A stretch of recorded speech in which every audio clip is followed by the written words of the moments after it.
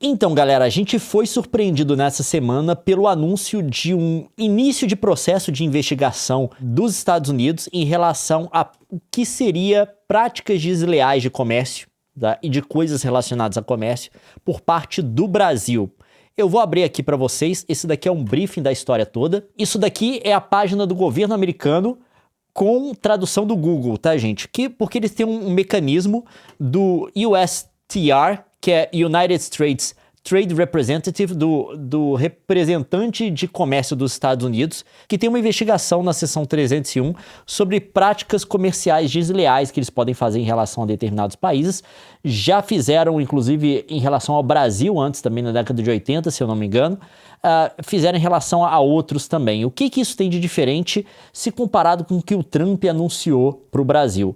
Porque aquela tarifa de 50% que o Trump anunciou advém de poderes especiais que são dados ao presidente para poder tarifar países no caso de uma emergência. A gente comentou aqui na live passada, tem um documento específico, código lá dos Estados Unidos, que permite que o presidente faça isso. Claro que a coisa é meio cinza, porque ele não diz o que é uma emergência que pode permitir com que o presidente taxe um país nos termos dessa legislação. Porém, pela falta de definição, o Trump está usando basicamente qualquer coisa, inclusive para taxar o Brasil. Só que aqui é diferente. Esse daqui é um processo muito mais estabelecido, no qual o representante de comércio dos Estados Unidos, ele pode abrir uma investigação e depois, baseado nessa investigação, se ficar determinado que um país está praticando coisas injustas com os Estados Unidos, ele pode recomendar determinadas ações que funcionem tanto no plano internacional, da OMC, Organização Mundial do Comércio, mas também pode funcionar de forma unilateral com os Estados Unidos aplicando sanção, tarifas e coisas do tipo em relação ao país. Beleza, isso foi aqui o anúncio da investigação. A gente vai ver os termos da investigação depois.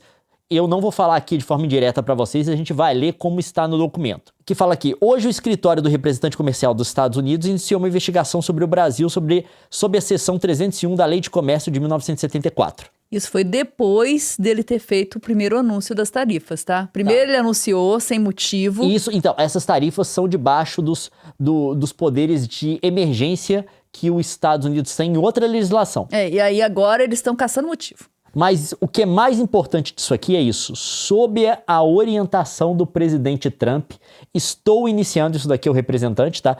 Uma investigação nos termos da seção 301 sobre os ataques do Brasil a empresas americanas de mídia social, bem como outras práticas comerciais desleais que prejudicam empresas, trabalhadores, agricultores e inovadores tecnológicos americanos. Quais são essas práticas? O resumo delas. A gente tá vendo aqui o resumo, a gente vai ver o documento daqui a pouco. Comércio digital e serviços de pagamento eletrônico. É aqui que eles vão falar contra o Pix, tá, gente? A gente vai ver isso depois no documento.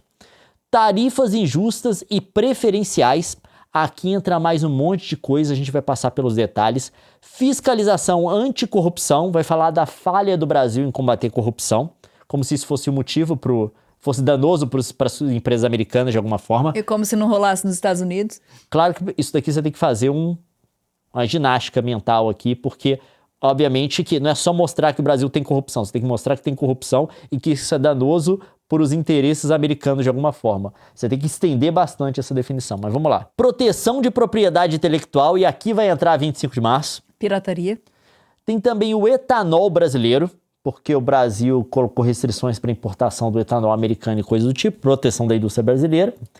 E desmatamento ilegal. Pode parecer que o interesse aqui é ambiental, a gente vai ver que não. Na verdade, o interesse aqui é agropecuário, tá? Galera do agro, presta atenção nisso aqui. Mas vamos lá. Aqui tem o documento completo, tá, gente? Quem quiser ver, tá disponível na internet. O que eu fiz aqui foi jogar no Gemini e no ChatGPT. O Gemini me deu uma tradução melhor do documento completo, só que os pontos principais aqui, que começam com as ações que eles querem tomar, o do ChatGPT tá melhor, então eu vou ler o do ChatGPT. Atos, políticas e práticas do Brasil, a investigação da seção 301 inicialmente concentrará nas áreas temáticas discutidas a seguir. Obviamente que eles abriram isso daqui para comentário, outras coisas podem ser incluídas também, tá, gente? Inclusive, hoje, acho que foi aberta a coisa dos comentários. Mas vamos lá. Comércio digital e serviços de pagamento eletrônico. Há indícios de que o Brasil adota uma variedade de atos, políticas e práticas que podem prejudicar a competitividade das empresas americanas envolvidas no comércio digital e em serviços de pagamento eletrônico. E parece que esse é um ponto no qual as Big Techs americanas estão muito interessadas. Por quê? Aí a gente vai ver que o Pix, principalmente, criou um problemão para elas. Porque não tem mais como você intermediar pagamento. Quando você usa uma forma de pagamento de uma grande empresa americana, tipo um cartão de crédito, ou você usa o Google Pay, ou você usa o Apple Pay, coisa do tipo, essas empresas ficam com uma fração do dinheiro, tá? Elas cobram uma pequena porcentagem de taxa. É uma porcentagem que pode parecer pequena, tá? Fica aí no dígito único de %. Porém, quando você pega no agregado de um país inteiro comprando, é dinheiro a dar com pau. É muita grana. Só que no Pix, até onde eu sei, que é uma forma de pagamento que o governo inventou. O Estado, né? O Estado, no caso. É desenvolvido pelo Estado, pelo Banco Estado, Central. Eles não ganham nada. E eu vou falar, perder o dinheiro de transações comerciais no Brasil é muito dinheiro perdido. Não tô reclamando disso não, tá? Eu acho, por exemplo, cartão de crédito... Ah, não, e tem esse problema também. Tem os juros do cartão de crédito, tem outras coisas. Mas o cartão de crédito, se você for pensar, tirando a parte dos juros, é uma tecnologia impressionante. Eu posso ir pra China e comprar um treco e funciona. Não, tudo bem, mas o Pix, foi fundamental para a bancarização do brasileiro. Eu não quero falar que não tem uma validade nesse serviço que vale a pena você pagar por eles. Mas, obviamente, quando você tem uma alternativa gratuita, né? Dentro do sistema nacional... Que faz 99% do que o outro faz. E tem mais um detalhezinho que vocês vão ver aqui que vocês vão passar raiva agora, tá? Você que é de direita vai passar raiva. Por exemplo, o Tribunal Federal decidiu recentemente que empresas de redes sociais podem ser responsabilizadas pelas postagens ilegais feitas por seus usuários, mesmo na ausência de uma ordem judicial exigindo a remoção do conteúdo. É uma coisa que a gente está pleiteando há muito tempo, eu principalmente, que já fui alvo disso, que é o seguinte: dependendo da rede social, é quase impossível você retirar dela um conteúdo ilegal, claramente ilegal, falso, usando a sua imagem. É quase impossível. A rede não se movimenta. Por exemplo, usar uma... Não precisa ser a gente, não. Usaram a Paola Oliveira para vender coisa pirata, fake, dá golpe na galera. Você tem que entrar com um processo na justiça para solicitar. E assim, isso demora um tempo, enquanto isso o golpe tá rolando lá, entendeu? E o STF decidiu que elas têm que ser responsabilizadas. E tem, gente, porque elas ganham com isso. Elas ganham dinheiro, né? Elas lucram com isso. Mas vamos lá. Essa foi a primeira coisa que eles apontaram, e também apontaram dos tribunais emitirem ordens, tá? Falam de ordens secretas e coisa do tipo, punindo empresas americanas, mandando tirar postagem, coisa do tipo. Essa é outra coisa polêmica também, que eles estão levantando aqui como sendo um dano a empresas americanas. É complicado você classificar isso como dano, porque essas empresas, apesar dessas ordens, elas continuam com as operações funcionando e continuam dominando todo o plano da interação por rede social no Brasil. Não é que elas estão sofrendo esse tipo de ordem judicial e estão, de alguma forma, perdendo para uma alternativa nacional. Não tem alternativa. Não, eles têm que mostrar que tem um custo econômico para isso. É muito difícil deles fazerem isso, mas vamos lá. E eu quero deixar bem claro, aqui não está a questão legal disso, tá? Se o STF pode fazer isso ou não, se é legal, se tem alguma violação nisso. A questão aqui é se tem dano econômico para os Estados Unidos nessas ações. E é difícil argumentar que sim, pelo menos na minha opinião. Agora vamos lá. Mais amplamente, as evidências indicam que esses atos, políticas e práticas podem prejudicar a competitividade das empresas americanas envolvidas no comércio digital e serviços de pagamento eletrônico. Por exemplo, aumentar riscos ou custos, restringir a capacidade de prestação de serviços ou de realizar atividades comerciais normais, reduzir receitas e retornos sobre investimentos, impor maiores encargos regulatórios e custos de conformidade ou ainda criar vantagens para concorrentes brasileiros. Por exemplo, o Brasil impõe restrições excessivamente amplas à transferência de dados pessoais para fora do país. Como que isso tá errado? Proteger os seus dados, querido. O Brasil tem uma legislação que protege os seus dados. Mas aí que tá. Aqui, nesse caso, eles podem ter um ponto da perspectiva do que eles estão argumentando. Não que eles sejam certos, mas que, obviamente, alguém dos Estados Unidos vai perder dinheiro com isso. Ok, mas e daí, né? Por mim? Que peca! Vamos lá. Isso, você percebe que isso é uma invasão à soberania de outro país? Isso aqui, pra mim, é explícito, assim. É muito... Não precisava de mais nada. Existe uma proteção de dados dentro do país. Os caras querem invadir isso para ter acesso ao dado do cidadão. Porque o Brasil restringe o dado que pode ser enviado para fora. Os Estados Unidos faz essa mesma coisa, por isso que eles estão com esse treco todo agora de vender o TikTok. Não, eles proibiram a empresas chinesas de atuarem nos Estados Unidos para preservarem, justamente com a justificativa de preservar o dado deles. Entendeu? Entendeu? É. Incluindo para os Estados Unidos, que podem não levar adequadamente em conta as necessidades rotineiras dos negócios. Essas restrições podem impedir o processamento seguro de dados ou a prestação de serviços a partir de servidores localizados nos Estados Unidos. Além disso, e aqui vem, o Brasil parece adotar diversas práticas desleais relacionadas a serviços de pagamento eletrônico, como favorecer sistemas de pagamento eletrônico desenvolvidos pelo governo. Não é pelo governo, é pelo Estado. Não é pelo governo, é pelo Estado. É. Ele que pôs errado ali, ó. Isso daí não é a política de governo, é a política de Estado. Inclusive, foi implementado no... Como é que foi? Ele foi criado no Temer. Parece que foi idealizado na Dilma, criado no Temer e implementado no Bolsonaro. Não tem nem direita e esquerda no Pix, beleza? Ponto 2. Tarifas preferenciais injustas. E aqui eu li uma análise sobre essa parte. Essa não faz sentido. Eu vou falar por que não faz sentido. O Brasil reduziu tarifas de forma injusta e preferencial ao firmar acordos comerciais parciais com certos grandes parceiros comerciais, ao mesmo tempo em que prejudica os Estados Unidos ao aplicar tarifas mais altas às importações provenientes dos Estados Unidos. O nome disso aqui é um tratado comercial. Eu tenho que falar assim, os Estados Unidos tem um acordo com o Canadá e com o México, né? Que diferencia dos outros parceiros. Aí eles pagam menos imposto, menos taxa para exportar para os Estados Unidos que o Brasil. Eu acho que isso é desleal. E esse daqui eu achei o argumento mais bizarro. Não, óbvio, todos são bizarros, né? Óbvio que o Brasil tem certos acordos com determinados países que faz com que ele cobre taxas que sejam diferentes do que ele cobra dos Estados Unidos, com quem ele não tem um acordo comercial. É para isso que o acordo existe, justamente para diferenciar, meus amigos. O Mercosul, inclusive, fechou recentemente com aqueles países que são da União Europeia, mas não são, né? Noruega, Suíça, enfim. Eu esqueci o nome do grupo agora. E olha aqui o cara que fez estudos europeus. Sumiu da minha cabeça. Perdão, tá de improviso, não tá na minha nota. Quando você faz isso, o que é um acordo comercial? Eu vou tirar restrições, sejam... pode ser fitossanitárias, né, coisas assim, normas sanitárias, pode ser preço de tarifa, pode ser cota, pode ser outras coisas. São vantagens, são trocas de vantagens. Eu vou tirar essas restrições de uns produtos que você vende para mim e você tira desses produtos que eu vendo para você vender mais para mim e eu vender mais para você. É isso. É basicamente o que eles também fazem. A impressão que dá... Continua, mas assim, só um parênteses. A impressão que dá é que eles perderam a vergonha de demonstrar o que eles pensam dos outros países. Tipo assim, a gente sabe que cada país prioriza a si mesmo, mas aqui os Estados Unidos está explicitamente falando, a gente pode, vocês não. É isso. Especialmente o Brasil concede tratamento tarifário preferencial à Índia ou ao México, que não é estendido aos Estados Unidos. Então vamos fazer um acordo. Vamos fazer um acordo. Você quer também? A gente faz um acordo. Você reduz uns aí, eu reduzo uns aqui. Isso daí tá facinho de resolver. E, gente, a gente tá falando isso aqui no cenário. E ele falou outras coisas também, eu não quero entrar em todos os detalhes.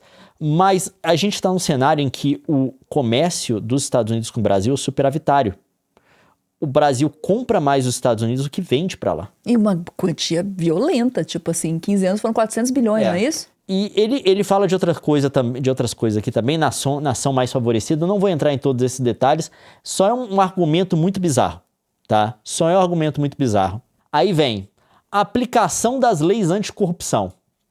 Ponto C. As evidências sugerem que os esforços do Brasil para combater a corrupção enfraqueceram consideravelmente algumas áreas.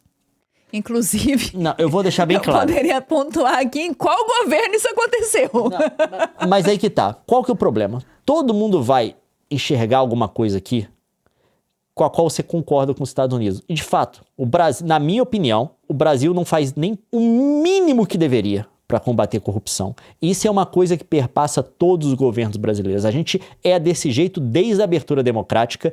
E eu digo desde a abertura democrática, porque da abertura democrática a gente sabe. Quando a gente estava na ditadura militar, era tudo escondido, a gente não tem nem a dimensão do que era roubado. E de fato, aqui eu concordo. Tem outro ponto que eu vou concordar depois também, que é o início, quando eles começam a falar de questão ambiental. Eu concordo com os Estados Unidos quando fala isso, tá? Mas a intenção deles não é a mesma sua. O problema é, tá? Primeiro, obviamente eles têm que mostrar que isso daqui gera custo econômico para os Estados Unidos, porque aqui não é... O objetivo desse relatório, dessa investigação, não é só mostrar que o problema existe, mas eles têm que mostrar que causa danos econômicos para os Estados Unidos, para os seus cidadãos, para suas empresas. E como que causa. Como causa. E tem a outra questão. Do ponto de vista brasileiro, eu concordo. O Brasil é corrupto, não faz... É um país extremamente corrupto, do ponto de vista político, tá? A classe política brasileira é extremamente corrupta. Não só a política, né? E a gente pode falar... É arraigado na cultura. Tem muita... O Brasil tem um problema. Tem um problema com corrupção. Isso tá mais claro. A gente pode falar assim, de outros países, todo país vai ter. Em algum nível. O problema é que tem muito no Brasil. E isso desfavorece o desenvolvimento nacional, o bem-estar do brasileiro e várias outras coisas. Eu concordo. Mas aí que tá. Você concorda, mas você é brasileiro. Você quer que os Estados Unidos puna o Brasil? Intervenha na economia brasileira de alguma forma? Intervenha para influenciar a economia brasileira e dessa forma influenciar a política no Brasil de alguma forma? Não. Você quer que uma potência estrangeira? Não. O problema é do Brasil, quem tem que resolver é o brasileiro. O americano não tem nada a ver com isso. Muito menos o governo americano. Como se eles não tivessem problemas também para resolver. Como se eles não tivessem problema ambiental para resolver. Como se eles não tivessem problema de corrupção para resolver. Eu vou deixar esse ponto aqui, porque acho que todo mundo concorda com isso. Tudo que está dizendo aqui, provavelmente você vai concordar. Mas a questão é... Primeiro, não tem como dizer que isso desfavorece a empresa americana, pelo menos não disseram. E depois, do ponto de vista de ser um brasileiro... Não se meta na nossa casa. Não se meta. Inclusive, quando se meteram... já se meteram na nossa casa, né? Já tem registro que se meteram na nossa casa e aí resultou na ditadura militar, que foi o ápice da corrupção, escancarada e não vigiada. Não foi escancarada, esse que é o problema. Descoberta depois, né? Ela não era escancarada, né? Ela era destemperada, totalmente ilimitada e oculta. E tem o dedinho americano nesse período da nossa história. Então, dedinho não, né? Tem a mão inteira. Só quero fazer um parênteses aqui pra não perder muito o assunto, que a menina comentou que você estaria falando que o Brasil é mais corrupto. Não é isso, gente. A gente sabe que corrupção existe em todos os lugares, em todos os países, inclusive nos Estados Unidos. Não está dizendo que é mais corrupto. A gente já falou isso algumas vezes aqui, a gente já defendeu essa ideia algumas vezes, demonstrando que a gente não tem essa vira-latice. O que acontece é que em alguns lugares você tem sistemas de controle maiores. E a gente tem realmente... O que o Leon está dizendo é o seguinte, não dá para negar que não exista um problema. Não estamos dizendo que somos os únicos a terem esse problema. Esse que é o negócio de vira-latice que a galera não entende. Não é que quando a gente reconhece um problema que o Brasil tem, que talvez seja até muito maior do que em outros países, a gente está tendo... espírito de vira-lata. Não, o Brasil tem problemas. Existem problemas que os países têm, que são maiores no Brasil e menores em outros países, e tem problemas também que são muito menores no Brasil e maiores em outros. A gente está vendo agora todo o problema que eles estão tendo, por exemplo, na Europa, até nos Estados Unidos, em menor escala, no Canadá e coisa do tipo, de construir uma sociedade plural, né? Que agora... por conta de demanda de mão de obra em vários mercados e coisa do tipo, por questão de guerra, questões humanitárias, a gente está vendo pessoas de diferentes grupos étnicos, de diferentes religiões, de origens geográficas diferentes, chegando na Europa para morar e gerando todo um escarcéu e problema social, porque simplesmente é uma galera que tem que resolver o problema de como é que você vive com diferente. No Brasil... A vida com diferente é quase que uma coisa que forma a sociedade brasileira. Claro que a gente tem problemas sociais, claro que tem racismo no Brasil, claro que tem discriminação religiosa, esses problemas todos. Só que não é uma coisa que ameaça a formação do tecido social, como está acontecendo agora em manifestações e protestos e todo tipo de convulsão social que está acontecendo, por exemplo, na Europa. É um problema que a gente tem mais ou menos equacionado comparado com eles. Claro que eles têm o problema da corrupção mais ou menos bem equacionados comparado com a gente. Só que, tipo assim, tem problemas diferentes e países têm níveis diferentes de apresentação desses problemas, tá? Não é quando a gente reconhece um problema que o Brasil tem maior que os outros que tá com síndrome de vira-lata. Não, é porque o Brasil tem outros problemas que já conseguiu resolver melhor que vários outros países. Proteção da propriedade intelectual é o próximo ponto.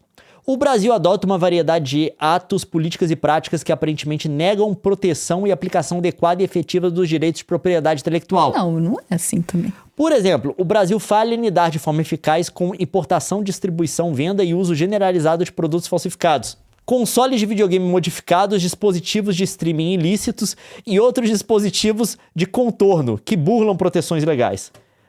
Aí você... Torrent. Não, você aí com seu PlayStation destravado, tá? Você acha que eu não tô te vendo? Você acha que os Estados Unidos não tá te vendo?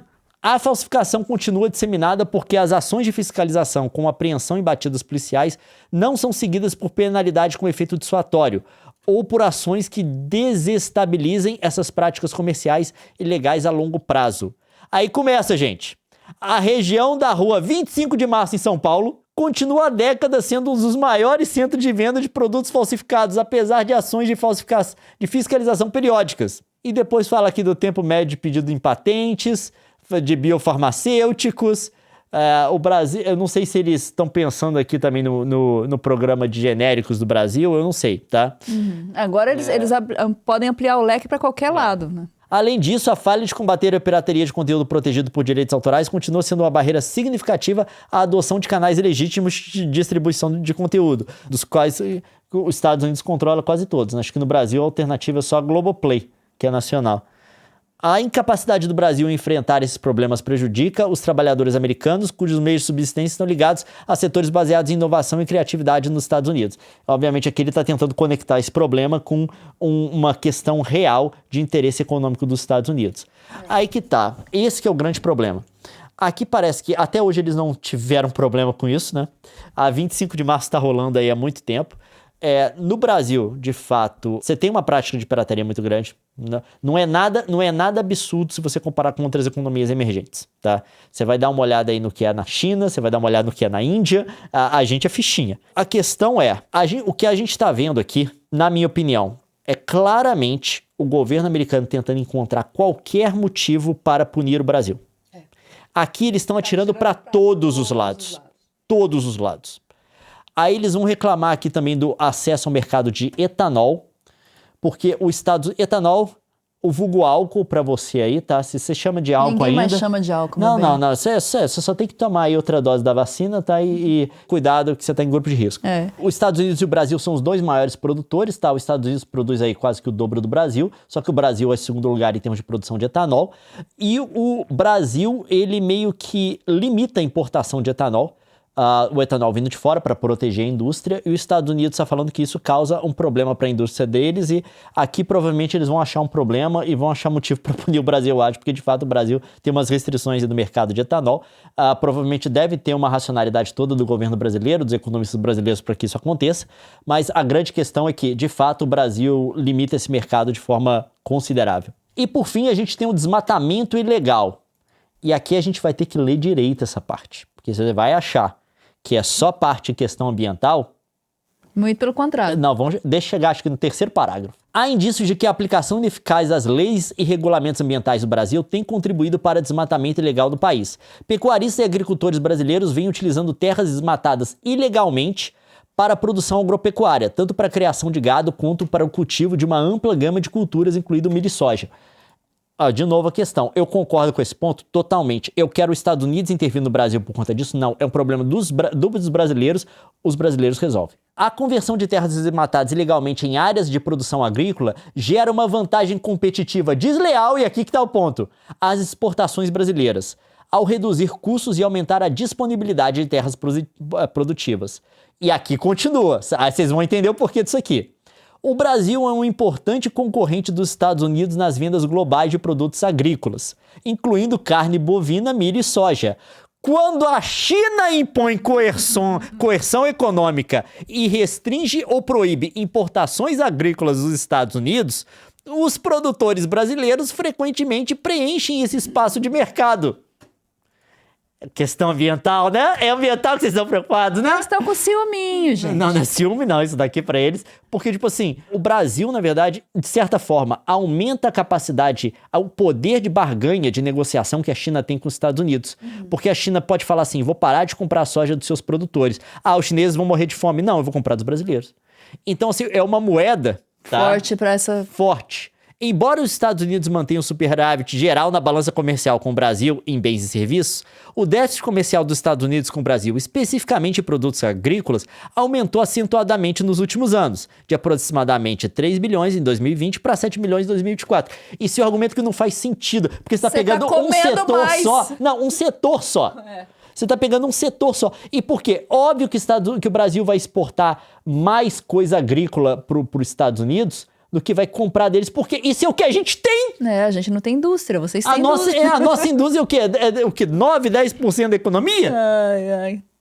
Não faz... Gente, é muita arrogância dessa galera, cara. É igual ele falar assim, os Estados Unidos têm um comércio superavitário com a Colômbia, mas se você isolar só o mercado de café, na verdade, sabe, não faz sentido. Porque o que os caras vendem pra você é o que a gente tem pra vender. Eles estão procurando qualquer motivo.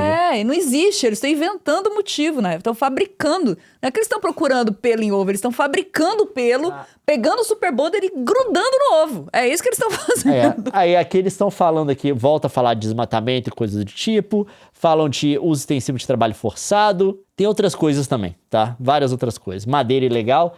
Eu concordo com boa parte disso daqui. Me fala de madeira ilegal, de desmatamento. Inclusive, a gente tem batido nessa tecla há muitos anos, falando, tem que preservar. A gente briga com o nosso, entre o próprio agro e fala, olha, não desmata porque vocês vão se ferrar a si mesmos e tal, né? É um discurso que existe no Brasil, existe uma corrente que fala, pelo amor de Deus, não vamos votar o PL da devastação, não vamos aprovar essa lei, porque a gente tem que preservar pro bem do próprio agro. Então, assim, né? Ok, a gente brigar. Americano vir se meter, não, gente. Não, vamos lá. O governo americano, eu tenho que deixar bem claro. Se vier uma personalidade, né, trazer atenção a um tema de agenda que eu acho importante, eu vou falar, obrigado, você é um aliado, tá? Só que a gente tem que entender. Quando o Leonardo DiCaprio fala, né, é uma coisa. O Leonardo DiCaprio não tem um exército. E ele não consegue colocar sanção econômica no Brasil nem aumentar a tarifa. Exatamente. Ele pode emitir a opinião dele sobre o que ele quiser. Quando tem assim, vem um gringo e fala, realmente essa ajuda a promover, tá? Você tem várias pessoas famosas internacionalmente que conseguem chamar a atenção para questões muito relevantes. Eu lembro que eu gastei um tempo estudando todo o problema do Sudão do Sul por conta do George Clooney. Que na eleição ele foi lá, o cara baixou no Sudão do Sul, no meio da guerra, sabe? Isso é ótimo para você chamar a atenção para questões humanitárias. Mas o grande problema é o governo americano. É quando você tem um governo, por quê? O governo tem um exército, um governo faz sanção, um governo levanta tarifa, um governo influencia a política no seu país, um governo zoa com a economia do seu país, e a gente está falando do país mais poderoso do mundo. Essa questão para você que não estava informado dessa investigação. Essa investigação vai rolar agora. A gente tem aqui o tempo dela para cada coisa. Dia 15 foi inaugurado, começaram no dia 17, que é hoje, quando a gente está gravando isso daqui. Eles abriram para comentários escritos. Hoje depois... é 18, amor. Hoje é 18? Tá. Então foi ontem. E você tem todo o processo para a investigação acontecer. É uma investigação aberta e, de novo, isso é diferente do que o Trump fez até agora, que é usar poderes de emergência dados ao presidente dos Estados Unidos para tarifar um país. Claro que ele tem que prover uma justificativa dessa tarifação. Ele já levantou várias justificativas do que poderia ser para vários países que foram tarifados, de simplesmente pelo fato dos Estados Unidos ter uma balança comercial deficitária com esse país, ou seja, os Estados Unidos comprar mais do que vende para esse país, para ele foi motivo. Se eu não me engano, em algum momento citou também crise migratória, talvez em relação ao México. Ele já citou o problema do fentanil passando pela fronteira em relação ao México, ao Canadá e à China e outras coisas, tá? Mas ele tem que provar uma justificativa, mas como a lei não define o que é uma justificativa para poder de emergência, para usar esse poder de emergência, ele pode falar qualquer coisa. Daí que veio também a ameaça de tarifa de 50% sobre o Brasil. Obviamente que a justificativa dele é muito complicada, porque eu não sei como que o tratamento que o Brasil está dando ao ex-presidente Bolsonaro seja um motivo de crise política nos Estados Unidos, de emergência nos Estados Unidos. Esse processo aqui é totalmente diferente. Essa é uma coisa que já está mais fundamentada em lei, tá? É um processo padrão para fazer esse tipo de coisa. As pessoas podem submeter comentário, não é só coisa que sai da cabeça do presidente. É um processo que é um pouco mais, eu vou colocar assim, é um pouco mais sério em determinado sentido. Eu não sei do que vai fazer sair disso daqui, porque eles moveram isso contra o Brasil em 89, por questão de direitos autorais, eu não lembro agora, mas foi na década de 80. Isso eles fazem repetidas vezes para vários países. E eles não... O Brasil e os Estados Unidos acabaram resolvendo por fora. Tá? Não rolou sanção por conta disso. Então, eu não sei do que vai sair disso daqui, mas essa investigação vai rolar. E a gente volta aqui depois para falar com vocês também dos desdobramentos. Desdobramentos, né?